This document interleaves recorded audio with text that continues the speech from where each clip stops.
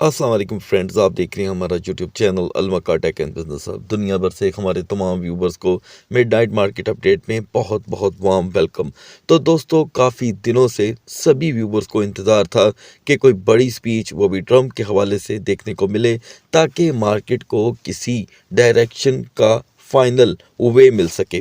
तो आखिर वो चीज़ कंप्लीट हुई। आज दोस्तों, जो डाटा था जो हमें बुध के एतबार से मिलना था, उसे डिले कर दिया गया और तमाम तर फोकस जो था वो ट्रंप की स्पीच पे था। आप जानते हैं कि वो इस वक्त स्विट्ज़रलैंड में मौजूद हैं और वहाँ पर सभी ने उनको वार्म वेलकम किया, ठीक है। और उनका क्या प्लान था, वो उन्होंने अपना प्लान भी शेयर किया और उसका जो रद्द अमल आया वो भी हमने देखा। और मज़ीद जो कि है दोस्तों, डिस्कशन यहाँ पर होगी, क्योंकि कोई भी ट्रेड, कोई भी यहाँ पर सपोर्ट एंड रेजिस्टेंस से कई गुना ज़्यादा ज़रूरी है कि हम इस मामले को समझ सकें जो इस वक्त छिड़ा हुआ है। तो गाइस, मेरी आपसे ख़ासी रिक्वेस्ट होगी, बहुत से व्यूवर को यहाँ पर नोटिफिकेशन की प्रॉब्लम का सामना है, तो लिहाजा वीडियो को लाइक कर दीजिएगा ताकि दूसरे दोस्तों तक ये वीडियो आसानी से पहुँच सके।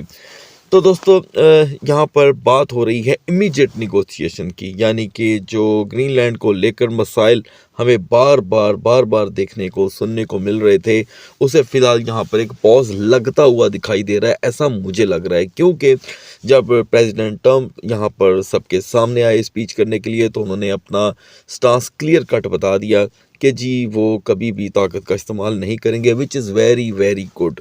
बहुत ही एक पॉजिटिव साइन था दोस्तों।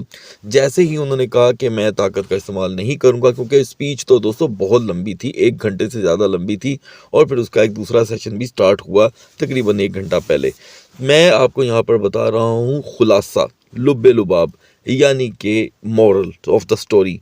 तो फ़िलहाल उन्होंने ये कहा जी कि हमने हमेशा यहाँ पर सबको सपोर्ट किया है, कभी किसी को नुकसान नहीं पहुँचाया, जहाँ पर भी गए हैं अमन का पैगाम लेकर गए हैं। मैं कभी भी ताकत का इस्तेमाल नहीं करता, ना करूँगा।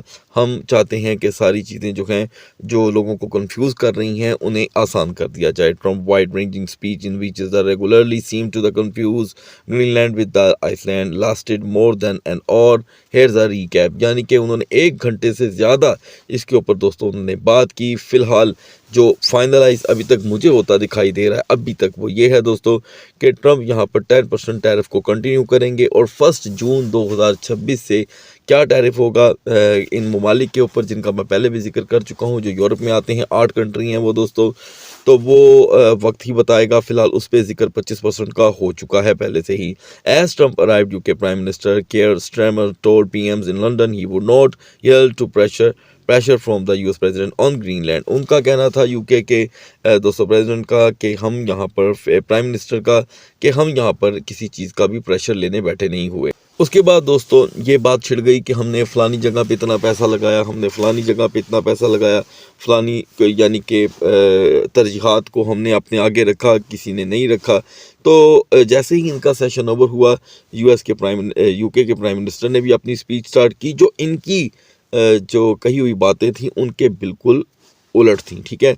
तो नुक्ताचीनी कह लें या आपस में इत्तफाक राय ना होने का पॉइंट देखा गया, ठीक है जी, यानी कि कुछ उखड़ापन भी देखा गया स्पीच के अंदर। लिहाजा दोस्तों आने वाले दिन बड़े ही अहम होंगे। अच्छा, चलें, जैसे ही ये स्पीच ओवर होती है दोस्तों, मार्केट का क्या हाल होता है वो तो हम आगे चल करके देखेंगे ही। अलबत्ता कमोडिटीज़ थोड़ी सी यहाँ पर हुई हैं रिवर्सल, और थोड़ी सी नहीं बल्कि अच्छी खासी, जिसको हम आगे चल करके जिक्र करेंगे XAUT के साथ।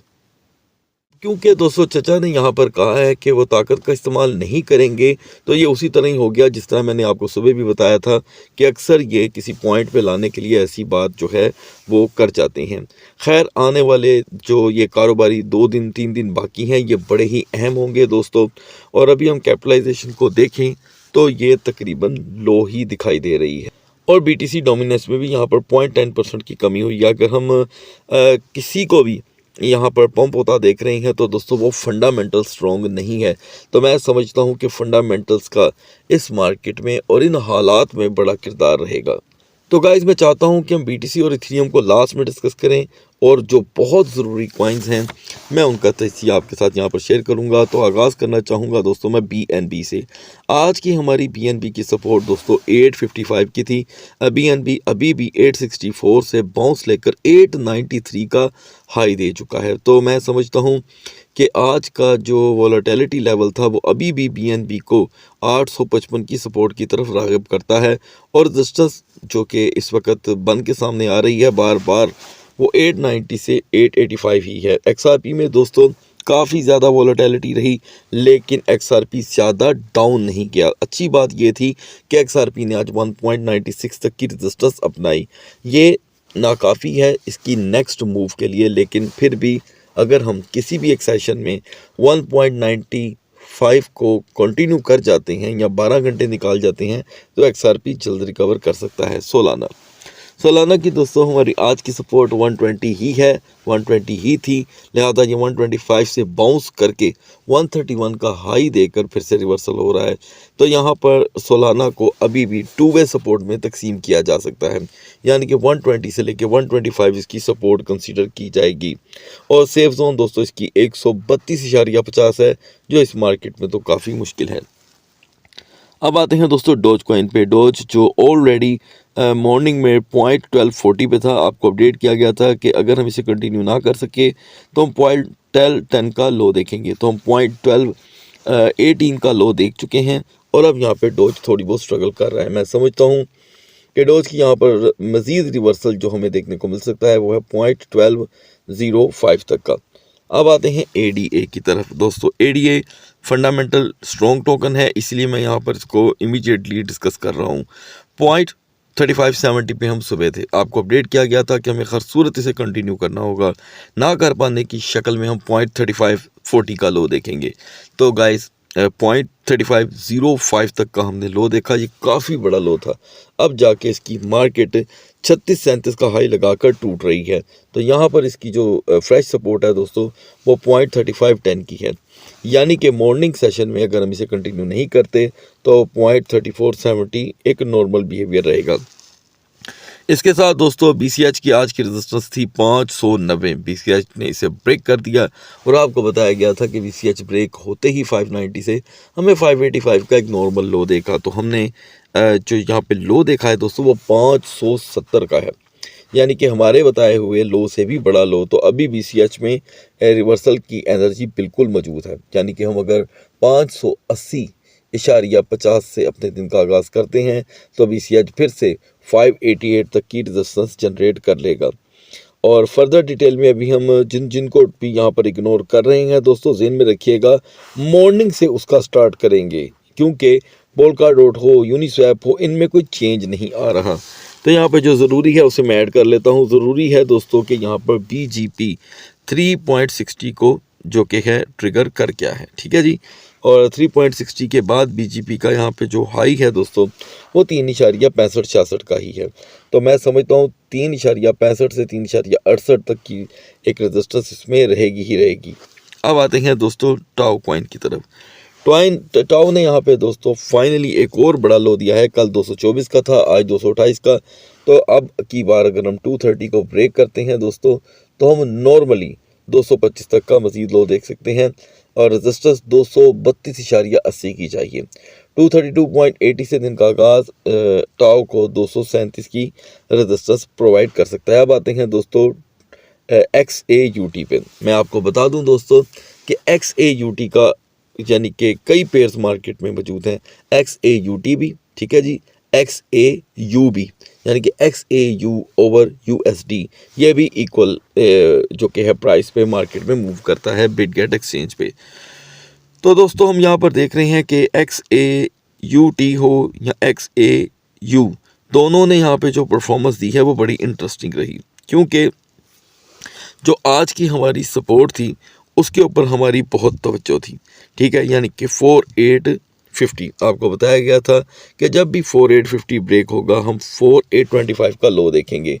तो दोस्तों जस्ट गो एंड चेक, हम इससे बड़ा लो देख चुके हैं। अब से कुछ ही देर पहले हम 4810 तक का लो देख चुके हैं। तो अभी भी जिस तरह ट्रम्प की स्पीच ओवर हुई है, इसने अपना आप यहाँ पर जो कि है पूरी तरह छोड़ दिया है। मॉर्निंग के लिए इसकी जो पॉजिटिव जोन है वो है 4860। अगर हम दिन का आगाज़ 4860 4850 से करते हैं तो इसे पॉजिटिव मोमेंटम समझा जाएगा। लेकिन अगर हमने अपने दिन का आगाज़ अब 4820 से किया, 4820 से, तो यकीनन सुबह आपको XAUT आसानी से 4790 का पहला लो दिखा सकता है। बढ़ते हैं BTC और इथेरियम के कैंडल चार्ट की तरफ। तो गाइस सुबह जब हम BTC को डिस्कस कर रहे थे तो हम 89,095 पे थे। आपको अपडेट किया गया था कि वीकर जोन के मुंह में हम ऑलरेडी खड़े हैं। तो दोस्तों ऐसा ही हुआ। आपको अपडेट किया गया था कि 88,200 का लो एक नॉर्मल लो कंसीडर किया जाएगा। तो हमने 88,227 का लो देखा। आफ्टर दैट मार्केट में एक पंप आया 90,587 से, फिर से मार्केट रिजेक्ट हुई है दोस्तों और हमें 87,260 का लो दिखा चुकी है। तो गाइस इस वक्त हम कंटिन्यूसली 90,000 से रिजेक्ट हो रहे हैं और मार्केटें जो हैं वो अपना एतमाद तो थोड़ी बहुत करके यहाँ पे खो रही हैं। यहाँ पर एक बिग बेरिश मारूबुजू कैंडल है दोस्तों विद डाउन शैडो के साथ, need support on this point. अगर हम दोस्तों 88,500 से लेके 88,800 तक सुबह यहाँ पे सपोर्ट नहीं बना पाते, इस रेजिस्टेंस से नहीं एंट्री करते, तो यकीनन मार्केट का फ्लो डाउन साइड पे होगा। लेकिन अगर इसे कर लेते हैं तो इसका एक एडवांटेज मार्केट को हो जाएगा कि 89,500 तक की रेजिस्टेंस फिर से मिल सकती है और मार्केट में एक वक्ती तौर के लिए ठहराव आ सकता है, नॉट परमानेंट, वक्ती तौर के लिए। और इस वक्त इसकी जो यूनिवर्सल सपोर्ट बन रही है वो 85,000 की है। बढ़ते हैं इथेरियम के कैंडल चार्ट की तरफ।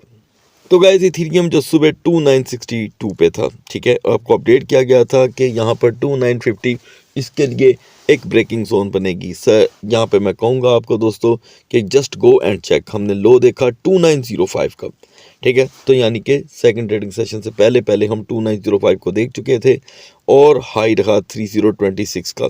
BTC को इथेरियम हो अपनी एक टॉप रेजिस्टेंस से रिजेक्ट हुए और 2866 का हम लो देख चुके हैं। अभी भी दोस्तों इथेरियम एग्जैक्टली जो कि है अपनी वीकर जोन पे खड़ा है।